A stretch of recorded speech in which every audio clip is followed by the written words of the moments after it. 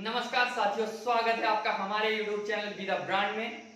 और मैं हूं अभिषेक प्रताप सिंह और आज हम एक ज्वलंत मुद्दे पर बात करने वाले हैं। ज्वलंत कोई जलन वलन वाली बात नहीं है, परेशान ना होइए। है तो बात एकदम ट्रेंडिंग की, लेकिन है एक जरूरी बात। तो वो क्या है? ये है चक्रवातों का नामकरण। आप लोग देख रहे होंगे वर्तमान समय में ताउते तो कहीं यास महोदय जो कि चक्रवात के रूप में आ रहे हैं हम लोगों के पास। तो उनके बारे में चक्रवात कैसे आता है, चक्रवात क्यों आता है, इसके बारे में आप पर्याप्त अध्ययन करते हैं और जान भी जाते हैं। लेकिन चक्रवातों का नामकरण किस आधार पर किया जाता है, कैसे किया जाता है, कब से शुरू हुआ, किसने शुरू किया, ये सब कौन जानता है, जिसे हमें जानना होगा और ये आप लोगों के लिए जरूरी है। तो थोड़ा सा जानते हैं कि चक्रवात क्या है।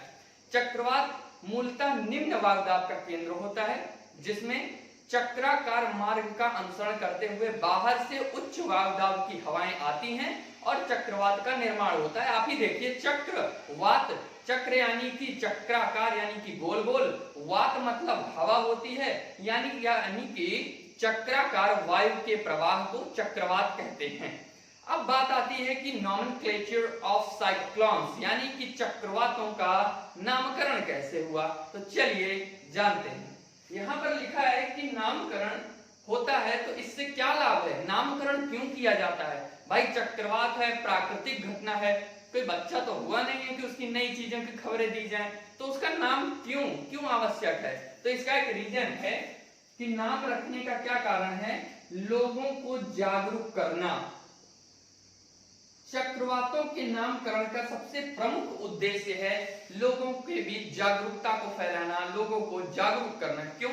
जब चक्रवात आते हैं या फिर चक्रवातों के आने की सूचना हमें प्राप्त होती है तो हमारा मनोवैज्ञानिक बुद्धि ऐसी है कि जब तक हम किसी चीज की नाम नहीं सुनते, उसका स्पेसिफिक जानकारी हम नहीं जानते, तब तक उसके बारे में हम अलर्ट फील अपने आप को नहीं करते हैं। तो इसीलिए ये सोचा गया कि चक्रवातों का नाम रखना बहुत ही आवश्यक है, जिससे लोगों को उसके बारे में बताया जाएगा।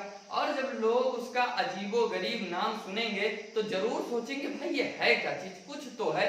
उसके बारे में पढ़ेंगे, जानेंगे, लोगों से पूछेंगे तो वो उसके प्रति जागरूक होंगे। लेकिन आप लोगों ने सोचा है कि अभी तो चक्रवातों का नाम जैसे ही आता है, कभी पिछली साल देखा जाए तो कहीं अम्फान, तो तितली, तो निसर्ग, और इधर अभी आ गया ताउते और यास महोदय आ गए, लेकिन इनका नाम आया कहां से। तो चलिए जानते हैं। चक्रवातों के नामकरण की एक रोचक कहानी है, बहुत ही इंटरेस्टिंग कहानी है। आपने हंसी को भी रोकिएगा इसको सुनते समय। वो कहानी ये है कि पूर्व काल में, यानी कि बहुत ज्यादा पूर्व नहीं, थोड़े समय पहले ही जब चक्रवातों का आना प्रारंभ हुआ तो सर्वप्रथम ऑस्ट्रेलिया में इसका नामकरण शुरू हुआ। लोग क्या करते थे, लोगों ने देखा कि चक्रवात आ रहा है, उसकी भयावह स्थिति को देखा, तो शुरू में सबसे पहले एक व्यक्ति ने चक्रवात का नामकरण अपनी पत्नी के नाम पर रखा। किसके नाम पर? अपनी पत्नी के नाम पर उसने चक्रवात का नाम रखा, और वो किस क्षेत्र का था? ऑस्ट्रेलिया का था। अब आप लोग इसको अनर्गल रूप में ना लें, उसने अपनी पत्नी के नाम पर रखा। अब वहां पर ये ट्रेंड चल गया, सब जो नया चक्रवात आता सब अपने जो है पत्नियों के नाम पर रखना शुरू कर देते, और फिर ये प्रक्रिया धीरे धीरे पहुंच गई कहां पर? होते होते उड़ते उड़ते यूएसए यानी कि अमेरिका में पहुंच गई। अमेरिका में भाई वो लोग 2 कदम और आगे बढ़ गए। वो कैसे बढ़ गए? उन्होंने अपनी पत्नी के नाम पर तो नाम रखा ही रखा, उन्होंने अपनी प्रेमिकाओं के नाम पर भी चक्रवातों का नाम रखना शुरू कर दिया। मतलब हर चीज की हद होती है, लेकिन जो है सो है। उन्होंने अपनी पत्नी के नाम पर रखा, प्रेमिकाओं के नाम पर रखा। ये ट्रेंड बहुत तेजी से फैलना शुरू हो गया। फैलते फैलते ऐसी स्थिति आ गई कि लोगों ने अपने देश के राजनेताओं के नाम पर चक्रवातों का नाम रखना शुरू कर दिया। मतलब देख सकते हैं आप, किसके किसके नाम पर? पत्नी के नाम पर, प्रेमिकाओं के नाम पर और राजनेताओं के नाम पर चक्रवातों का नामकरण करना प्रारंभ कर दिया। तो आप लोग सोच सकते हैं कि ये कहानी कहां से आई है। लेकिन जब धीरे धीरे ये प्रक्रिया चलना शुरू हुई तो लोगों ने सोचा कि अगर नाम रखा जा रहा है और उस नाम को रखने से लोग उसमें इंटरेस्ट भी महसूस कर रहे हैं, मतलब कि इससे हम अपना बचाव भी कर सकते हैं, तो क्या हुआ कि चक्रवातों का व्यवस्थित रूप, यानी कि व्यवस्थित रूप से अब उनका नामकरण करने की लोगों ने सोचना शुरू किया। तो सबसे पहले व्यवस्थित रूप से नामकरण करने की प्रक्रिया 1953 से प्रारंभ हुई। ठीक है, 1953 से प्रारंभ हुई। WMO एक संगठन बनाया गया, यानी कि वर्ल्ड मेट्रोलॉजिकल ऑर्गेनाइजेशन, यानी कि विश्व जलवायु संगठन का गठन किया गया 1953 में, ये जानने के लिए कि अब चक्रवातों का नामकरण एक व्यवस्थित स्वरूप में रखा जाएगा। लेकिन 1953 में उसका गठन भी हुआ, लोग उसे जानने भी लगे, लेकिन फिर भी लोगों की आदत नहीं गई। वो अब भी अपनी पत्नी और प्रेमिकाओं के नाम पर उसका नाम रखते थे, वो सुधर ही नहीं रहे थे। तो क्या हुआ, उसके बाद भी नामकरण महिलाओं के नाम पर हो रहा था, महिलाओं के अर्थात पत्नी और प्रेमिकाओं के रूप से, प्रमुख रूप से।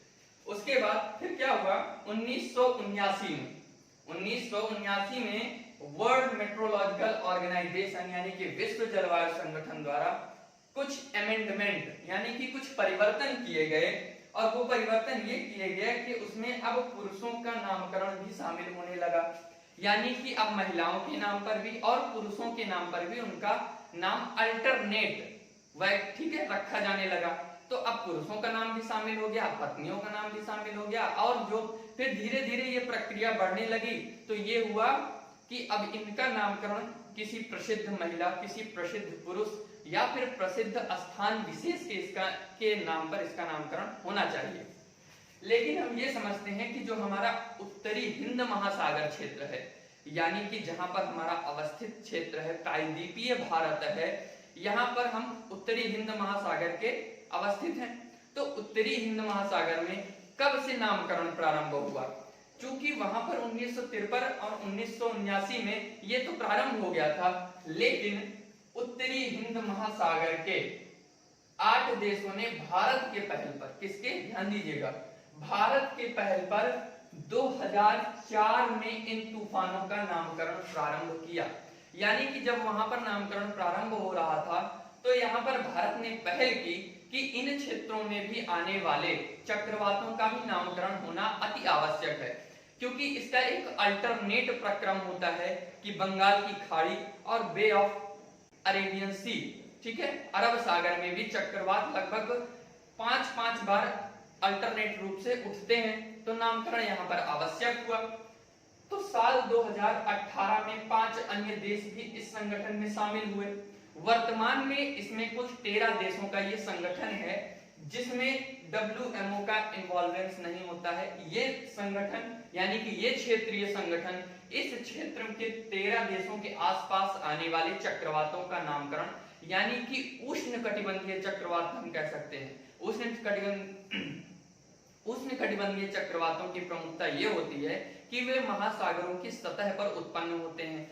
चूंकि उत्तरी हिंद महासागर या फिर हिंद महासागरीय क्षेत्र जल के विस्तार में फैला हुआ है, तो वहां पर जब उत्पन्न होता है तो Bangladesh, Maldives, Myanmar, Bharat, Oman, Pakistan, Thailand, Sri Lanka, Iran, Qatar, Saudi Arab, UAE और यमन के नाम पर इनके द्वारा नामकरण किया जाता है।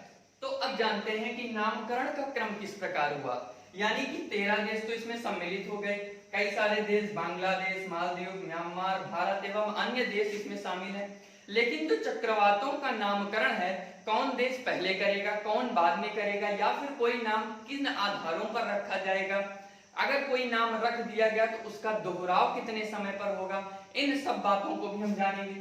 तो नामकरण का क्रम कैसा रहा कि किसी नाम को रखने के बाद 6 वर्षों तक उसे दोहराया नहीं जाएगा, एवं समिति में शामिल, यानी कि ये जो 13 देशों का अपना क्षेत्रीय संगठन समिति है, इनके देशों के नाम के अल्फाबेट के हिसाब से नामों को चयनित करते हैं। अब थोड़ा कंफ्यूजन हुई आपको कि जो ये नाम देंगे उनका अल्फाबेट होगा या फिर जो इन देशों का नाम है उनका अल्फाबेट होगा। तो मैं आपको ये क्लियर कर देता हूं कि जो देशों का नाम है उनके अल्फाबेट के आधार पर, जैसे भारत है, बांग्लादेश है, इन सभी देशों में सबसे पहले बांग्लादेश आएगा, क्योंकि बांग्लादेश की स्पेलिंग में BA आया, भारत वाले में BH आया, तो पहले नंबर पर बांग्लादेश, फिर भारत, उसी आधार पर देशों का अल्फाबेट नाम होगा और ये 13 देश अपनी तरफ से 13 नाम देते हैं। इन 13 नामों को आने वाले चक्रवातों के क्रमानुसार उनका नामकरण किया जाता है। ठीक है।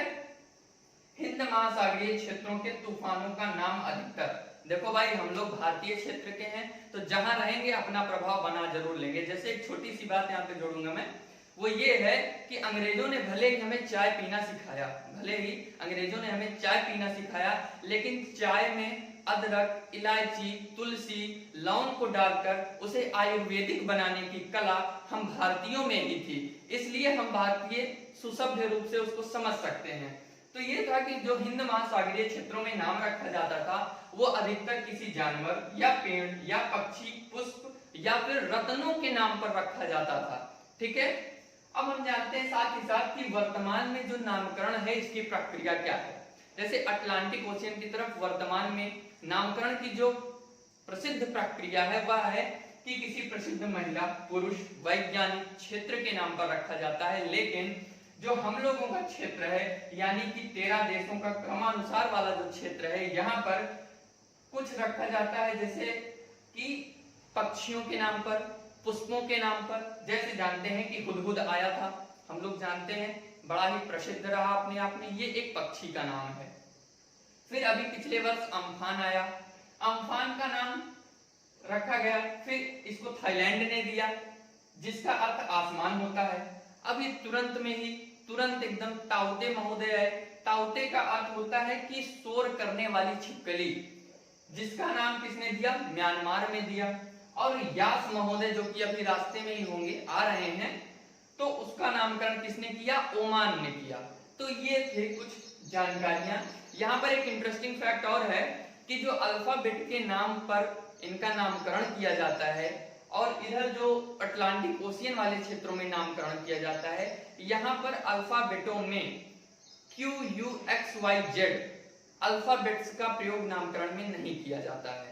ये इसकी एक विशेषता है, उसका एक कारण है। अब अगर मैं इतने पे बोल के छोड़ दूं तो आप लोगों के मन में कौतूहल बना रहेगा। तो उसका कारण ये है कि इन नामों से जो शुरुआत होगी अल्फाबेट से, वो नाम कहीं ना कहीं कठिन हो जाएंगे, इसलिए लोगों को समझने के लिए इनके QUXYZ के शुरुआत से नामकरण नहीं होता है।